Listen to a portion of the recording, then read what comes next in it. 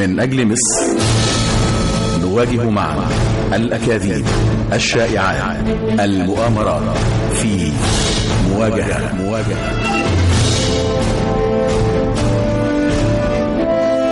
اللقاء يومي السبت والاثنين على موجات البرنامج العام مع الكاتب الصحفي أحمد رفعت.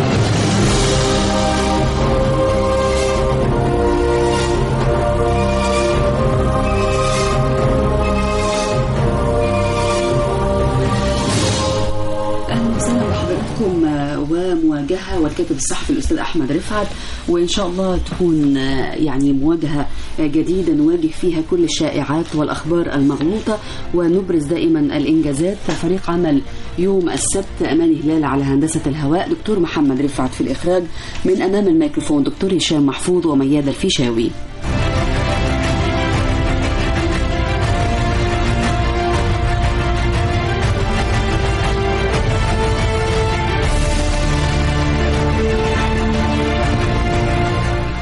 الكاتب الصحفي الأستاذ أحمد رفعت، أهلا وسهلا. أهلا بك، منورنا دايما. أهلا دكتور هشام. أهلا بك يا أستاذ أحمد. طبعا يعني لا حديث سوى عن يقظة قوات الأمن تمنع مجزرة في كنيسة ماريمينا. نواب وسياسيون بيؤكدون الإرهاب بيستهدف كل المصريين ولن يمنعنا من الاحتفال بأعياد الميلاد. وفضيلة شيخ الأزهر بيؤكد أنه الحادث استهداف للوطن من جماعات نكراء، وأيضا من الصوت المسيحي. رئيس الطائفة الإنجيلية يدين حادث حلوان وينعى شهداء العريش، والكاثوليك تطالب بتفعيل الأعلى للإرهاب. منطلق حوارنا النهارده يا استاذ احمد، الاسبوع الماضي يعني كده المخطط بان، يعني الاسبوع الماضي زي النهارده كان السيد الرئيس بيدشن مشاريع عملاقه في محافظه الاسماعيليه، نفق انفاق وكوبري عائم، كوبري الشهيد البطل احمد منسي، كوبري الشهيد البطل ابانوب جرجس، وسفينه عملاقه فريده من نوعها في المنطقه للخدمات البتروليه ومزارع سمكية. والسبت اللي بعده قبله بساعات عمل إرهابي بهذا الشكل.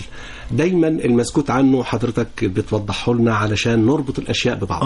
ما ده اللي احنا عايزين نقوله للناس. لا. لأنه يعني مع احترامي طبعا كل الناس وقفة واحدة وكل الناس صف واحد، لكن مع احترامي للجميع لو احنا قلنا زي اللي موجود في الجرائد ما عملناش حاجه، لانه ممكن تشيل العناوين دي كلها تحطها في ميعاد تاني هتلاقيها ماشيه على حادثه تانية. نفس العناوين بتتكرر في كل حادثه، لكن احنا عايزين الناس تفهم ايه اللي بيحصل. نعم. لان الموضوع اكبر بكتير من مجرد حادثه. احنا قدام وده قلنا كتير يعني في الحلقات اللي فاتت، ومهدنا للناس اللي بيحصل، وقلنا حتى في خلاصه كلامنا كل مره ان مفيش مؤامره بتتم على عاجز ولا على ميت ولا على مريض ولا على فاشل. طالما في مؤامرة يبقى أنت فاعل ومؤثر، ويعني بقيت رقم على الساحة الدولية. القصة طويلة وكبيرة، أنه نجيبها من الأول سريعا عشان وقت الحلقة. بس احنا طبعا هنقول كلام والناس بقت يعني ايه، يعني اللي ممكن نقول سطر والناس تفكه بقى إلى صفحة، علشان اللي احنا يعني عشان نشرح الموضوع بالتفصيل محتاجين 20 حلقة، لكن نحاول نلم الموضوع. القصة كلها انه من سنين طويلة ومش مطلوب انه دول العالم الثالث دي كلها يعني تتفك من الأسر اللي هي محطوطة فيه، لانه لو اتفكت او خرجت من أسرها هيبقى العالم المتقدم ده ملوش اي معنى ولا ليه اي لازمة. هو عايش على انه المادة الخام تروح من هنا لهناك وترجع من هناك الى هنا سلع وخدمات. كان عامل تصنيف دولي او خبراء الاقتصاد يعني كانوا عاملين تصنيف او معايير دولية للتخلف، انه الدولة المتخلفة هي الدولة اللي بتنتج سلعة واحدة. وكانوا راضين بهذا التقسيم من زمان، وكانوا راضيين بانه مثلا مصر دي تنتج القطن لوحده، وبعد كده كينيا دي تنتج الشاي لوحده، وبعد كده غانا دي تنتج الماس لوحده، وبعد كده الخليج ينتج البترول لوحده، وهكذا. ده كان التصنيف. والبرازيل تنتج البن لوحده، وهكذا كانوا عاملين هذا التصنيف اللي ابتدى من سنة 70 يتغير ويختلف شوية، وابتدى انه تفضل عملية عدم نقل التكنولوجيا للعالم الثالث دي مستمرة، ويفضل في تخلفه. فضلا عن كده انه ممنوع عنه السلاح المتطور ممنوع عنه التكنولوجيا النووية. نعم. أنت على مدار يعني أكثر من 45 سنة، مش مصر بس، مصر ودول كتير كانت محطوطة في هذا الأسر. لما أنت تمردت في الخمسينات والستينات وعملته، كانت النتيجة الطبيعية إنه يجي يضربك في 67. لما فضلت في هذا الإطار ما كانش فيه مشاكل يعني جذرية بينك وبينه. لما ابتدى بقى من ساعة ما جه الرئيس السيسي المسألة دي كلها تتغير وتتفك المعادلات كلها. ايه اللي عمله الرئيس السيسي ممكن عشان يرجع لمصر اعتبارها ويعوضها بقى السنين اللي فاتت؟ ابتدى الراجل يعمل حاجات كتير، مش بس اللي بتبني، سيبك من الاسمنت، يعني سيبك من المباني اللي بتعمل المدن، طبعا ده مهم جدا وانجاز تاريخي انك تسكن الناس في اماكن آدمية، وانك تخرج من وادي النيل وتبتدي تعمل بقى مصر تانية في يعني الإسماعيلية الجديدة، في رفح الجديدة، في أسيوط الجديدة، في العلمين الجديدة، في منصورة الجديدة، وشغال في 1.5 مليون وحدة سكنية. والأول مرة في تاريخ البلاد إنه يبقى المعروض من المساكن أقل من الطلب عليها، الأول مرة في تاريخ مصر. دايما في زحمة ودايما في خناقات ودايما في فساد. ليه؟ لأنه المعروض كان دايما أقل من الطلب. لما ده اتغير بقينا عندنا وحدات سكنية دلوقتي مش عارفين نوديها فين ولسه ما كملناش المشروع، فما بالك بقى لما يكمل.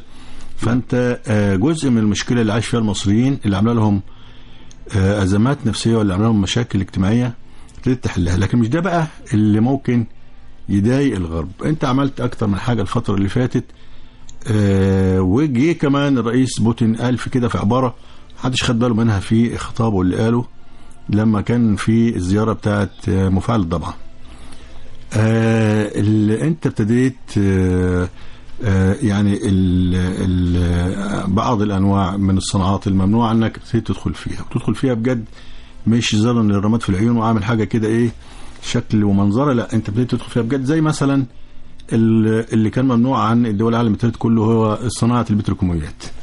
انت عامل مجمع كبير في الاسكندريه، اكتر من 10,000 عامل وموظف ومهندس. لما يبقى فيه 10,000 عامل مهندس بيشغلين في مكان واحد، ده معناه ان انت بتعمل يعني صناعة كبيرة ومجمع مش قليل ومش مصنع كده وخلاص.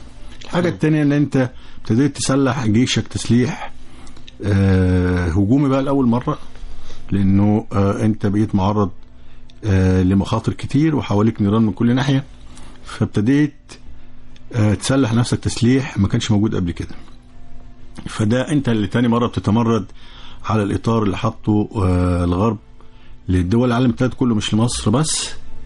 لكن انت يعني هو خد انك انت عايش في هذا الأسر اللي انت يعني قعدت فيه فترة طويلة. في دول تانية تمردت عليه وهزمته، زي الهند مثلا تمردت عليه وامتلكت كمان النووي، زي البرازيل تمردت عليه اقتصاديا، لكن ربما يبقى الجيش مش كده. لكن في دول يعني، لكن هو اعتاد انت تبقى موجود في الدائرة دي، لان انت جنبك عدو خطر مش عايزك توزن معاه يعني القوة، ومش عايزك تبقى لا متقدم اقتصاديا ولا متقدم عسكريا ولا متقدم تكنولوجيا ولا مستقر اجتماعيا. هو عايزك في مشاكل اجتماعية على طول، عايز هو يصدر ليك كل يعني انا اسف في التعبير البلاوي اللي عنده، فتتنقل اللي عندك فتعمل هنا مشاكل. نسب الطلاق تزيد، المشاكل في التعليم موجودة، المشاكل في العلاج موجودة، يبقى المواطن المصري ده في دوامة مؤسفة من المشاكل بتنعكس بقى على سلوكه السياسي. ابتديت بقى انت تحل ده كله، انت بتعمل اعلى معدل في علاج فيروس سي، ابتديت العشوائيات تتخلص منها زي ما قلنا في البداية، المساكن بتحل مشكلة الاسكان، التعليم بتزود الميزانية بتاعته، وابتديت تتخلص من اللي عملوه الامريكان في التعليم السنين اللي فاتت. ابتديت رايح بقى لإعادة بناء الإنسان من تاني. ولا عالم الطاقة، دخلت عالم الطاقة الجديدة، ده لسه جاي لك دي بقى. النووي ده مشكلة كبيرة، لأنك أنت هو يقول لك إيه، الناس تقول لك لا ده أنت عامل مفاعل سلمي. مفاعل سلمي بس مصر عملت إيه لما عملت مفاعل سلمي؟ أول حاجة عملتها إيه؟ عملت مدرسة ثانوية نووية، يعني ابتديت تعمل البنية الأساسية لوجود جيل من يعني علماء النوويين والذرة اللي كان مصر افتقدتهم فترة طويلة.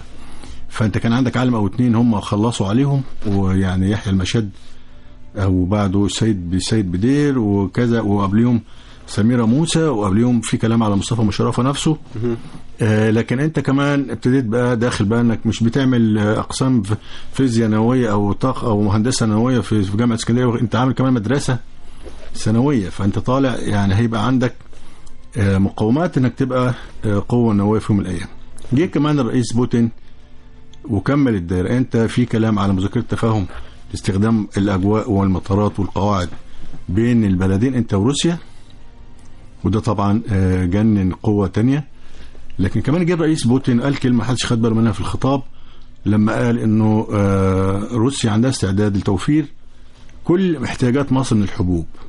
انت بقى دي بقى كانت اللي كملت الدائره كلها، لانه الاخر ده كان وقت من الاوقات كان بيرمي الحبوب في البحر عشان ما تستفدش منها وعشان اسعارها ما تنزلش. يمكن ده برضو يفسر استاذ احمد انه روسيا حدث فيها هجوم ارهابي منذ يعني من يومين تقريبا، واحنا النهارده او امبارح كان في عندنا هجوم ارهابي، فممكن نربط ده برضو ببعضه. هم كمان شغالين على روسيا من زمان، مش بس ارهاب، هم شغالين، ما هم شغالين في اوكرانيا من بدري، وعاملين موضوع الثوره الملونه، وشغالين من بدري على اشغال روسيا وتعطيلها باي طريقه.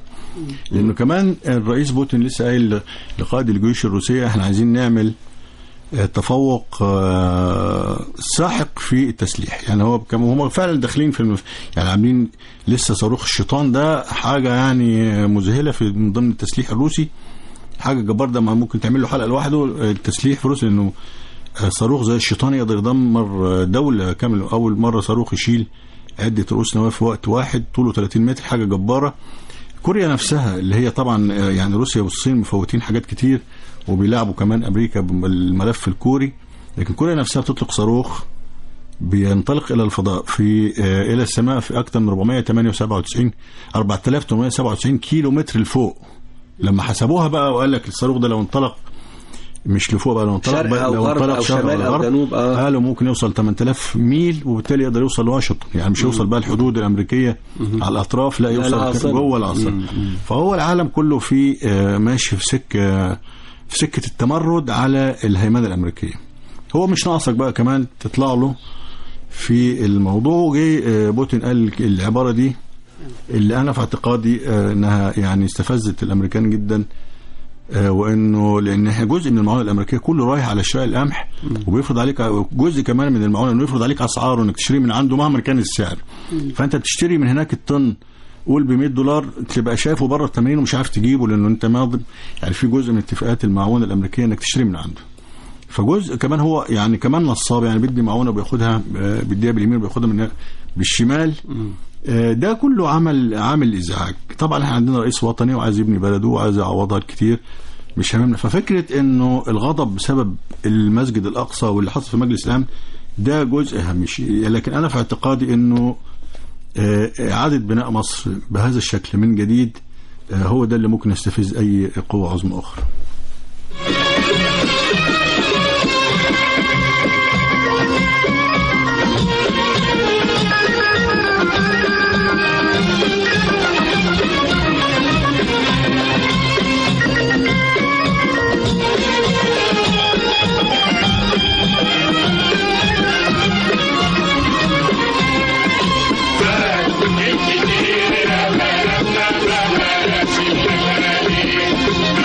Thank you.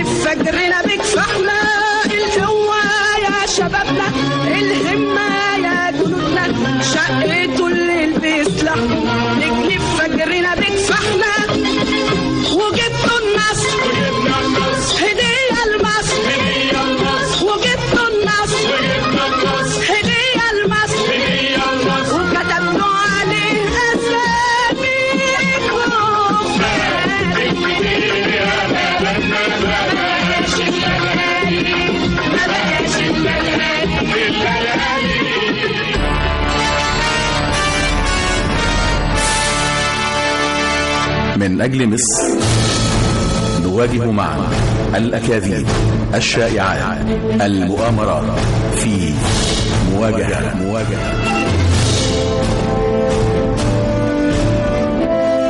اللقاء يومي السبت والاثنين على موجات البرنامج العام مع الكاتب الصحفي أحمد رفعت.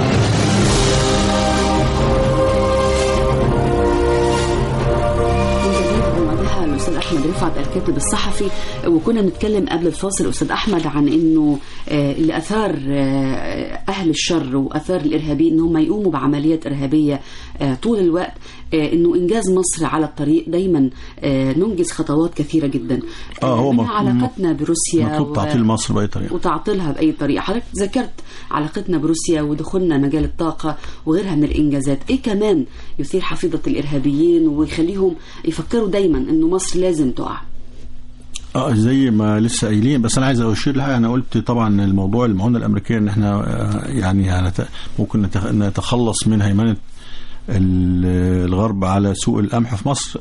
هو لا يعني في موضوع السعر لا يعنيه. هو طبعا يعني اذا بنشتري $1,000,000 ولا حاجه بالنسبه له ما تسواش حاجه، لكن هو فكره انه الخروج من هذا الاطار، الخروج من مساله كرامه، يعني الخروج من هذه الهيمنه انت دايما واقع تحت اسرها، خصوصا في موضوع القمح. ده موضوع حساس بالنسبه لاي دوله، العالم كله يحكمه قطب واحد. ده احنا ضد الفكره دي. احنا مش ضدها، بس احنا كمان بنمارس ده عمليا على الارض.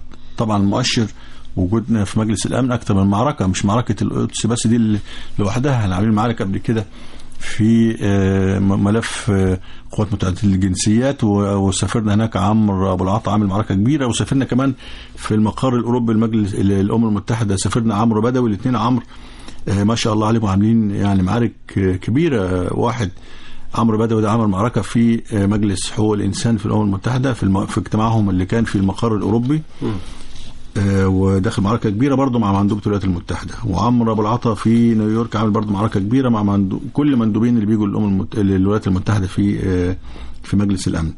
فاحنا بنتعامل بالنديه، ما كانش الكلام ده موجود قبل كده. زي ما قلنا الحاجات اللي قلناها قبل كده داخل في تصنيعات او في انواع من التصنيع كانت محظوره، داخل في انواع من التسليح كان محظور، داخل في حل مشاكل كان يعني مش عايز اضرب مثل بحاجه مضحكه. يعني احنا عندنا كنا قدام الناس تتذكر وزير اسمه احمد الليثي قال مره انه احنا على يعني داخلين في خطه للاكتفاء الذاتي من القمح، او على الاقل نكتفي ذاتيا منه بدرجه كبيره. اتشال بعد 5 ايام.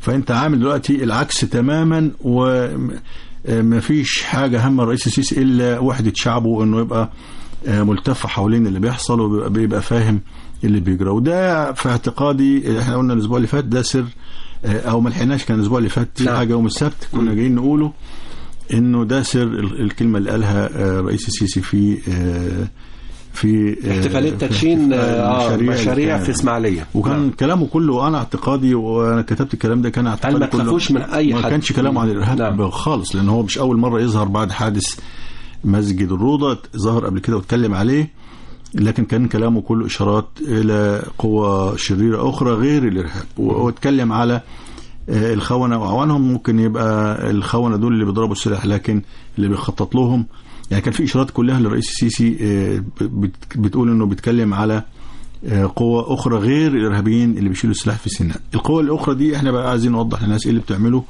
لانه لازم الناس تبقى فاهمة عشان تبقى تعرف تواجه، لازم تبقى فاهمة ايه اللي بيحصل. ده هيفتح مجموعة من الأسئلة حول هذه القوى الأخرى، لأنه بالفعل بعد كلمة سيد الرئيس كان في جولات لبعض القيادات من دول أخرى في دول مجاورة لينا وبعض الإجراءات. أكيد سيادتك هتفتح لنا هذا الملف بعد حوالي دقيقتين من الآن مع زميلة ميادة الفيشاوي وموجز أنباء 1:30. موجز منتصف الساعة من الإذاعة المصرية.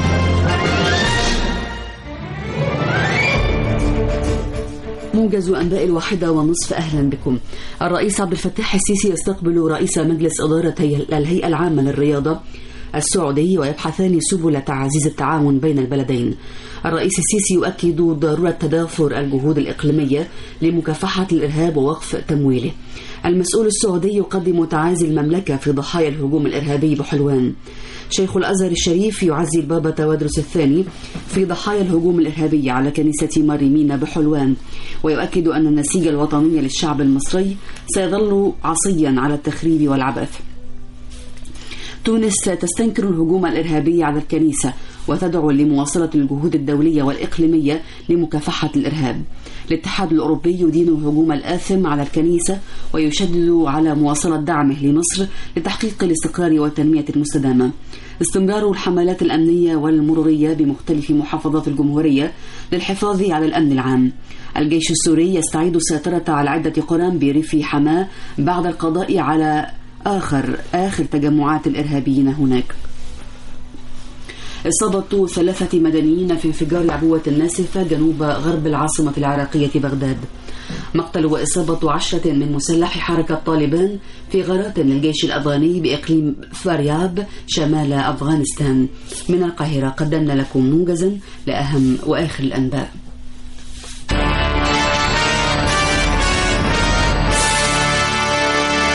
من أجل مصر نواجه معا الأكاذيب، الشائعات، المؤامرات في مواجهة. اللقاء يومي السبت والاثنين على موجات البرنامج العام مع الكاتب الصحفي أحمد رفعت. من جديد عدنا معكم ومواجهة والأستاذ أحمد رفعت الكاتب والمحلل السياسي. طبعا يعني لديك الكثير لكي تربط أستاذ أحمد الأحداث داخليا وخارجيا حتى يستبين لدى المستمع الآن أنه ماكينة الشائعات يعني دي ماكينة صغيرة قوي. لا ده في لا ده إعلام الشر. أنا هقول لك دلوقتي عملوا إيه إعلام الشر. إحنا أصلا البرنامج بيواجه إعلام الشر بكل وسائله، مش بس الإشاعات ده جزء من الموضوع. فاكر كنا عاملين كمان جزء لمحاربة الفساد في البرنامج من فترة، وبعد كده الرقابة الإدارية ما عدناش عارفين نلحقها، فيعني فكينا الحكاية دي. لكن اللي حاصل بس الفترة اللي فاتت انه مصر حصل تحالف في بعض الدول العربية ضد الحوثيين في اليمن، فمصر راحت في التحالف. ففوجئ العالم ان مصر راحت بذكاء كده وقفت عند باب المندب وأمنت مدخل البحر الأحمر. لا شاركت في قتال ولا شاركت في حاجة، وفي قدام ده زعل دول تانية انه ازاي بتقولوا ان انتم معانا في التحالف. مصر عندها قرار انها ما يبقاش شريك في اي عدوان على اي شعب عربي ايا كانت الاسباب، لكن مصر راحت لمصالحها. مش عايزين نقول يعني استغاء، لكن هي قبلت او قالت لهم انا هعمل الدور ده، ان انا هامن دخول اي اسلحه منها في هذا المنطقه، لكن هي امنت في نفس الوقت حدودنا في باب المندب. فبقي عندك خط متصل من باب المندب الى قناه السويس انت مأمنه بالكامل. العدو لما بيجي يفكر او الخصم يعني بيفكر ازاي يشغلك في خطوط تأميناتك اللي انت عاملها الممتدة من المندب لقناة السويس، والممتدة دلوقتي من رفح الى مرسى مطروح. يعمل ايه؟ طبعا ابتدينا نسترجع بقى القرارات، وفهمنا ليه دلوقتي الزيارات المتتالية من حكام قطر الى السودان، وفهمنا ليه الفترة اللي فاتت كان طبعا انا بقول كلام انا المسؤول عنه، يعني انا الضيف مهما كان فانا مسؤول عن كلامي. ابتدينا نفهم بقى ليه زيارات حكام قطر للسودان، وفهمنا ليه تحركات الرئيس البشير خارج السودان من غير اي ملاحقة قضائية تطوله بعد حكم محكمة العدل الدولية ضده والمحكمة الجنائية قصدي الدولية. وفهمنا ليه ابتدت الولايات المتحدة تاخد قرارات متتالية، مرة ترفع الحظر على بعض الأرصدة السودانية في بنوكها، ومرة ترفع السودان من قائمة الدول الداعمة للإرهاب. أتاري الموضوع بيتجهز من بدري لغاية ما وصلنا إلى التعاون التركي السوداني. ده احنا هناخد من حضرتك يعني فاصلة منقوطة، اتفضل، لأنه الملف ده عاوزين نربطه ببعضه بعد يعني هذا الفاصل. دكتور محمد رفعت بيقول فيه فاصل غنائي مهم جدا لنلتقط الأنفاس ونركز جيدا فيما سيتحدث عنه الأستاذ أحمد رفعت بعد قليل 1:05 في القاهرة. إن كان على القلب مالوش غيري، وإن كان على الحب مفيش غيري. إن كان على القلب مالوش غيري، وإن كان على الحب مفيش غيري. ده جناحي مرفرف في سماكي والقلب اتربى على خير. ده جناحي مرفرف في سماكي والقلب اتربى على خير. بلدي بلدي يا بلدي، بلدي بلدي يا بلدي، بلدي بلدي يا بلدي. يا بلاد الثورة العربية، يا مصر يا أم الوطنية. يا بلاد الثورة العربية، يا مصر يا أم الوطنية.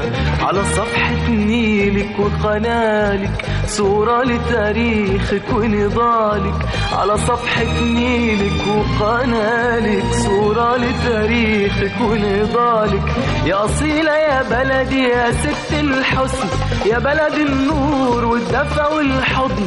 أصيلة يا بلدي يا ست الحسن، يا بلد النور والدفى والحضن. ما هو انت الأب وانت الأم، مهما أقولك برضو شوية. ما هو انت الأب وانت الأم، مهما أقولك برضو شوية. بلدي بلدي يا بلدي، يا بلدي بلدي يا بلدي، وبلدي بلدي. إن كان على القلب مالوش غيري، وإن كان على الحب مفيش غيري. إن كان على القلب مالوش غيري، وإن كان على الحب مفيش غيري. ده جناحي مرفرف في سماكي والقلب اتربى على خير. ده جناحي مرفرف في سماكي والقلب اتربى على خير. بلدي بلدي يا بلدي، بلدي بلدي يا بلدي، بلدي بلدي يا بلدي. يا بلادي يا كلمة مسموعة، رايتك في قلوبنا مرفوعة. يا بلادي يا كلمة مسموعة، رايتك في قلوبنا مرفوعة. اسأل يا بلادي عن حبي يا سكنة في عروقي وقلبي. اسأل يا بلادي عن حبي يا سكنة في عروقي وقلبي. أنا مهما أشرق وأغرب، مهما بعد أتريني بقرب. أنا مهما أشرق وأغرب، مهما بعد أتريني بقرب. واملك فوفي مني لو أشرب، حلوة المية لو مصرية.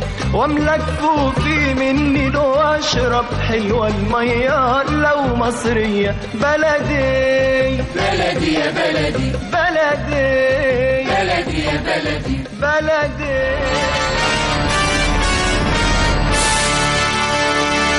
من أجل مصر نواجه معا الأكاذيب، الشائعات، المؤامرات في مواجهة.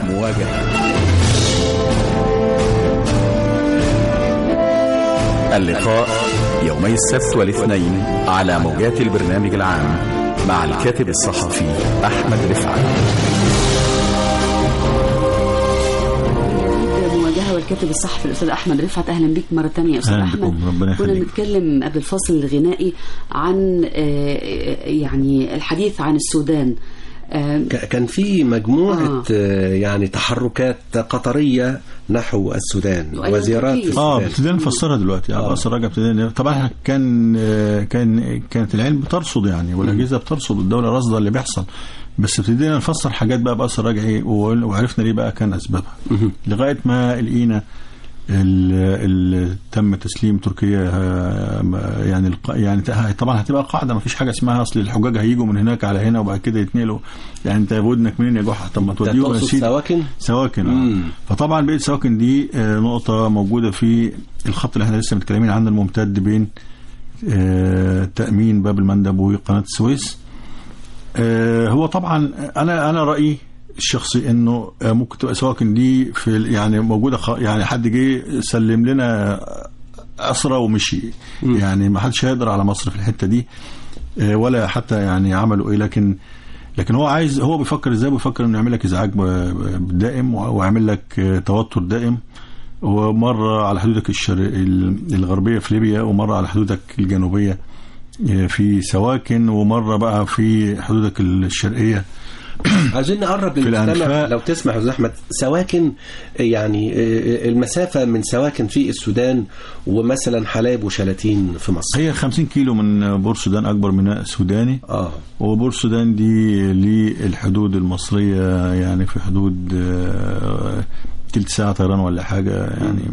فمسألة كلها يعني في أقل من ساعة لتلت طيران، ممكن 3 أو لو هتحسبها بالعقدة ممكن 3-4 ساعات برضو من الحدود المصرية لو بشكل بحري. يعني مش صدفة ان هو لا منطقة خطر. هو سيبك من الحدود المصرية. هو انك تبقى عامل دربكة وإرباك هنا، اللي زي ما بقول لحضرتك الخط التأمين الممتد من الباب المندب لغاية قناة السويس، هو أقصد انه يعمل لك المشاكل دي، يبقى في نقط ملتهبة كده حواليك من كل ناحية، سواء هناك الأنفاق هناك وسينا واللي حصل فيها، الى تهريب السلاح من الجنوب، الى تهريب الارهابيين باسلحتهم. وله حاجه في الصومال ايضا، عامل حاجه اردوغان اعتقد يعني. هو كلهم واخدين هناك. حتى جيبوتي واخدين فيها للاسف.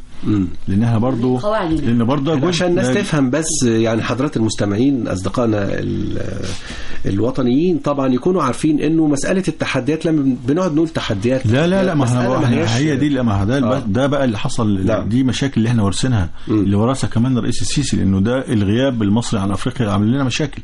كل الناس راحت عملت في افريقيا شغل. انت بتتكلم على اسرائيل اول مره، بتتكلم على دعوات نتنياهو دائمه دلوقتي انه يزور دول افريقيه، ده ما كانش موجود. وعشان كده الرئيس السيسي ما بيعديش اسبوع الا ما يبقى في حد عندنا في دوله افريقيه، حد من دوله افريقيه عندنا، لانه عايز يعوض هذا الغياب اللي حصل. وبالتالي بيحرق الوقت سريعا، لانه عايز ينجز في موضوع استعاده افريقيا باي شكل. عشان كده دلوقتي نلاقي بعثات حتى صحيه مصريه، حتى بعثات بتعمل وحدات مجمعه صحيه كده زي اللي عاملينه في انجولا. احنا ابتدينا نعوض، وتلاقي المهندس محلب هو تقريبا ماسك ملف افريقيا في كل يوم تقريبا في بلد، او بيسابل حد من بلد، غير بقى اللي بيعمله الرئيس السيسي وغير اللي بتعمله الخارجيه. فانا عايز اقول لحضرتك برضه ده جزء من المشاكل، انه انت ابتديت تسترد افريقيا تاني بعد يعني سباق نوم فتره طويله. لكن لغايه بقى ما شفنا بقى اللهجه الامريكيه في مجلس الامن، الست البلطجيه اللي مندوبه الولايات المتحده في مجلس الامن، وكلامها على عقاب الدول اللي وقفت في قضيه المسجد الاقصى، لغايه ما ابتدى بقى كارت قديم كده يطلع تاني. هو طبعا موجود على الدوام، لكن هم بيطلعوا الكروت دي عند الضروره. في اي على فكره مش لمصر بس، لاي دوله في العالم. يعني فضلوا موضوع الكوربي ده سايبينه للقذافي وطلعوه في الوقت المناسب، فضلوا سايبينه مش عارف ايه وطلعوه في الوقت المناسب لدول كتير. فراح مطلع الملف القبطي، وابتدينا نسمع انه الكونجرس بيبحث فكره اصدار قانون لحمايه الاقباط في مصر، بناء على امبارح حادث ارهابي. ما هقول لحضرتك ليه حصل حادث ارهابي. حصل ليه بالطريقه دي؟ لانه انت هو طلع تصريحات من هنا وابتدى ياخد اجراءاته فعلا لاجتماع الكونجرس واصدار القانون. حتى كلمه مهينه انه يطلع قانون في بلده عشان يطبقه في دوله حاجه يعني الامريكان دول هيجننوا العالم. قانون طلعه عندك انت وطبقه على بلدك وعلى شعبك، مش تروح تطبقه. المهم طلع بقى البابا تودروس وقال انه الاقباط في مصر لا يستقوا باحد ولا يشتكون الا لجهتين، الله سبحانه وتعالى والاشقاء المسلمين. فراح ناسف البابا تودروس فكره القانون في بتاع الكونجرس، لان انت لما يبقى راس الكنيسه القبطيه نفسه بيقول لك انا ما عنديش اضطهاد، احنا كلنا في مركب واحد، وان احنا مع اشقائنا المسلمين بنواجه. ولسه حاصل مسجد الروضه اللي كان فيه طبعا زي ما الناس شافت اكثر من 300 شهيد، آلاف المصلين. فراح نسف البابا تودروس المخطط اللي جاري، وابتدت الامور تهدى، وابتدى الكلام بقى يحصل فيه بعض التراجع، وانه اللي اتقدم ده بيان مش مناقشه قانون، وانه هيناقشوا الموضوع بس مش ما فيش فكره اصدار قانون ولا حاجه. لغايه ما كان بقى لازم هنا تحصل حاجه، ترجع درجة حرارة الفكرة تاني في الكونجرس الأمريكي. الحاجة دي كان لازم تحصل سريعا بعد كلام البابا تودروس، وعشان كده حصل حادث الحلوان امبارح، وعشان كده حصل حادث حلوان امبارح مش زي كل مرة لا في قنابل ناسفة ولا تفجير اتعمل، انه يبدو انه كانت التعليمات انه تعمل حاجة سريعة علشان يفضل موضوع الكونجرس سخن، ويتم استعادة الموضوع للمناقشة والمتابعة والطرح من تاني. عشان كده اتعمل بهذا الشكل العاجل، وحتى بقى واضح انه العيال اللي عملت يعني واضح انه في عندهم تخلف عقل، الواد ماشي بعد العملية قدر بس يعيني على المدنيين، لكن واضح ان هم مش مدربين تدريب يعني عالي، لكن ما عملوش بقى اللي بيعملوا كل مرة تفجيرات وقنابل، لانه كان يبدو ان التعليمات جايه مستعجله، يعملوا عمليه سريعه ما خططوش ليها قوي ضد الاشقاء المسيحيين. لكن قبل ما يعمل العمليه دي ايه اللي حصل بقى الاسابيع اللي فاتت؟ خد بقى حضرتك، اولا كتاب من منتمين لجهات معينه بيطالبوا الرئيس السيسي بالغاء احكام الاعدام في قضايا الارهاب بكل بجاحه، يعني بكل بجاحه بيطالبوا بالتدخل بالرئيس السيسي يتدخل في شؤون القضاء وفي شؤون التشريع، يعني يعني يبقى يتغول على سلطتين القضائيه والتشريعيه. طب عايزين العقوبه ايه مثلا؟ بونبوني مثلا؟ لا، وكمان يطعنوا في وعلى فكره دول ان هم بيقولوا انهم مش يعني دول كتاب مش منتمين، يعني هم فعليا مش منتمين للاخوان، لكن واضح انه كده كل المعسكر منفذ على بعضه وكل الجهات متصله ببعضها، وحد تاني يكتب انه يشكك في الاجراءات كلها. يعني في نفس الوقت الناس بتطالب فيه بإحالة القضاء العسكري، هم بقى عايزين يعملوا توازن من الناحيه الثانيه ويعمل دفاع مبكر، مش عشان بس تلغي الاحكام العسكريه، لكن عشان كمان تلغي الاحكام الاعدام في المحاكمات المدنيه كلها. وفي نفس الوقت اللي فيه كتاب برضه للاسف يحملون الجنسيه المصريه زي اللي قلنا عليهم دلوقتي، هم اللي بيقولوا ان في ازمات طائفيه ولازم نشوف لها حل، وكما لو كانوا بيدوا هدايا للامريكان او لكل الاشرار اللي في العالم. قبل دول ايه اللي حاصل برضه؟ كان حاصل الاحداث اللي حصلت في الصف والتحرش بالكنيسه اللي هناك اللي حصلت، وبعض المتطرفين دخلوا هدموا مكان اتقال انه بتقام فيه الصلاه، كل اللي احنا تابعناه يعني على سبيل. قبل ده برضه ايه اللي حصل بعض الرجال المنتمين المفروض ان هم يقال ان هم دعاة وان هم رجال دين، شفناهم على شاشات بعض الفضائيات بيكفروا وبيصدروا احكام التكفير في كل اتجاه. فاذا احنا قدام تناغم غير معقول، يعني هم ما فيش حاجه حاصله صدفه انه ده يطلع يكفر ويحرض وبعد كده بسطاء يروحوا يكسروا مكان للعباده، وبعد كده يحصل حادث حلوان. فيبدو طبعا احكام اللي بتتقال دي او الفتاوى اللي بتتقال على الفضائيات دي مش المقصود بيها انها تحرض، لان هي جايه مفترض انها جايه من خارج الجهاز الفتوى في الجماعات الارهابيه، لكن يبدو ان المقصود بيها بسطاء المصريين عشان يتقبلوا اي احداث تحصل. فتبقى انت قدام مخطط شيطاني مش سايب حاجه الا لما عملها.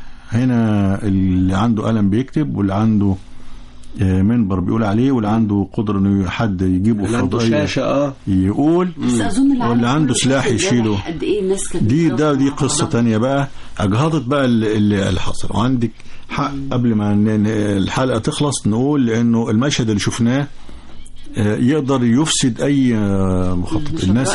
الناس اللي بتجري دي وخدت سلاح امين الشرطه كله جري قبل دي. في ناس اللي راحت خدت، لو في بعض الفيديوهات جايبه الناس راحت خدت سلاح امين الشرطه اللي اصيب وابتدت هي تقاتل الارهابي، وواحد بياخد سلاح من تاني وبمنتهى الحماس عايز هو اللي يقاتل مش تاني، واللي بيضرب بطوبه. وبعد كده في رصاص والناس رايحه، يعني انا ما شفتش حد بهذا الشكل، يعني في رصاص يا جماعه، يعني رصاص طائش، وفي عيال مجانين هو اللي ماسكين ومجرمين ممكن يضربوا اي حد حتى يعرف شكلهم، ومع ذلك الناس بتقرب وبتجري لغايه ما الارهاب الثاني وقع، وكلنا شفنا ازاي انقض عليه البطل اللي اسمه صلاح. وبعد كده بقى الناس دي كلها اللي بتجري 90% من المسلمين. في نفس الوقت المساجد بتقول انقذوا الكنيسه وانقذوا اشقاء المسلمين، في بعض المساجد الثانيه بقى بتقول في جرحى وعايزين تبرعات بالدم اتفضل. فتروح تكتشف ان المستشفيات كلها يعني بتعجب البشر وممتلئه على اخرها بالناس، والمساجد كلها بتطلع تدافع عن المسيحيين. الاشقاء في الشوارع الناس زي المشاهد شفناها. يعني دي مشاهد كلها لا حد فبركها ولا حد ألفها ولا حد ضحك بها على حد ولا حد قالها من غير ما يثبت انها حصلت، لان كلنا شفناها صوت وصورة. فاحنا قدام مشهد قدر انه يجهض الاثر المترتب على العملية، وبالتالي طلع البابا تودروس كان عنده حق لما يقول ان احنا في تماسك ومش يعني الحمد لله طبعا محدش يقدر على مصر ان شاء الله. هنستقبل يعني ده سريعا يا دكتور ملخص اللي حاصل. انا عايز بسيادتك السنتين اللي فاتوا يمكن لو يأذن لنا مخرجنا دكتور محمد رفعت الزميل امان هلال في دقيقتين. احنا دي اخر حلقات مواجهة في عام 2017، وعلى قدر ما في هذا الحادث من شجن وحزن طبعا أدمع قلوب المصريين جميعا، لكن أيضا ده منطلق بنؤكد فيه لأنفسنا ولكل من يستمع لينا وللعالم كله هذا التماسك الرائع للجبهة الداخلية المصرية مساندة شرطتها وجيشها وقيادتها السياسية. إن شاء الله هتكون أولى حلقات مواجهة اللي جاية في بداية عام 2018. عاوزين من سيادتك كلمة في دقيقتين لو تأذن. إن شاء الله يعني مصر في 2018 هيبقى عام الحصاد الكبير، يعني يبقى عام اللي فيه المشاريع المهمة هتبتدي ثمارها تظهر إن شاء الله أكتر وأكتر، إذا كان في الملفات كلها اللي احنا قلناها، إذا كان في الزراعة أو في الإسكان أو في حتى الثروة السمكية أو الأمن الغذائي كله، فضلا عن التصنيع المهم، فضلا عن تنمية سيناء، فضلا عن انطلاقة كبيرة للرقابة الإدارية إن شاء الله في مكافحة الفساد، لأن كل ما بتبني أكتر كل ما هيبقى على حساب، كل ما بتبني أكتر بشرف يعني هيبقى على حساب اللصوص والفاسدة، وبالتالي هيقاوموا، وبالتالي الرقابة الإدارية هتقاومهم. فأنا أتوقع أن عام 2018 هيبقى عام الرقابة الإدارية وعام تنمية سيناء وعام ملفات كتيرة هتبقى هتظهر للمصريين. لكن سريعا قبل ان شاء الله يبقى حلقه الاثنين نعملها اذا كان في عمر واذا كان في نصيب نعملها مع المستمعين على تمنياتهم بقى لمصر في 2018. لكن سريعا نقول الاشاعات الكبيره او اللقاءات زي ما مسمينها النهارده اللقاءات الخمسه. الحكومه بتنفي 5 حاجات: لا الغاء لمجانيه التعليم في 2018، ولا تعيينات في اول يناير لانه بيتسربوا اشاعات عشان يعشموا الناس، وبالتالي الناس تتزاحم وبيرفعوا حجم وسقف امنياتهم، فتيجي المساله عكس كده فتحصل لهم احباط. فهم شغالين بذكاء على فكره التاثير على الروح المعنويه للمصريين، فما فيش تعيينات ولا حاجه يا جماعه في اول يناير. كل كلام بيتقال على الكلام ده على المساله دي غير صحيح. لا زياده في اسعار السلع الغذائيه في 2018، ولا اغلاق للملاحه في جنوب مصر. كل اللي حصل للسفينه اللي شحطت، ودي مسؤوليه وزاره النقل وبتشوفوا تبع وزاره الري، لكن الملاحه نفسها ما اتمنعتش ولا وقفت. ولا زياده في اسعار الكهرباء في بدايه 2018. كل دي اشاعات ملهاش اي معنى، ودي كانت اللقاءات الخمسه اللي الحكومه نفذتها. نعم للبناء، نعم للإصرار، نعم على مواصلة التحدي، نعم لكل جهد تبذله أستاذ أحمد رفعت في مواجهة. بنشكرك على لا شكرا على جهدك، وبنشكر كل حضرات المستمعين اللي بيتواصلوا مع حضرتك. كان نفسنا نسمعهم النهارده لكن يوم الاثنين إن شاء الله، لكن ما فيش وقت. الحمد لله يوم الاثنين بإذن الله جمهورك يتابعك وتتابعه وتتواصلوا، وإن شاء الله عام 2018 عام أمان، عام يليق بكفاءة وجندية المواطن، حضرة المواطن المصري المحترم. تحيا مصر. شكرا. أشكرك أستاذ أحمد. أشكر زملائي أمان هلال على هندسة الهواء، دكتور محمد رفعت في الإخراج. تقبلوا تحية الدكتور هشام محفوظ وميادة الفيشاوي. إلى اللقاء، كل عام وأنتم بخير. يا مصر يا مان، يا مصر ما فيش أحزان. نعم يعلنها الوجدان المصري الجمعي، ما فيش أحزان، فالشهداء عند ربهم يرزقون، بل نزفهم جميعا إلى السماء بكل الدعوات، فاستشهادهم وقود لإزالة كل الأحزان ومواجهة كل التحديات بالبناء. بيبعد كلمة امبارح ما فيش غير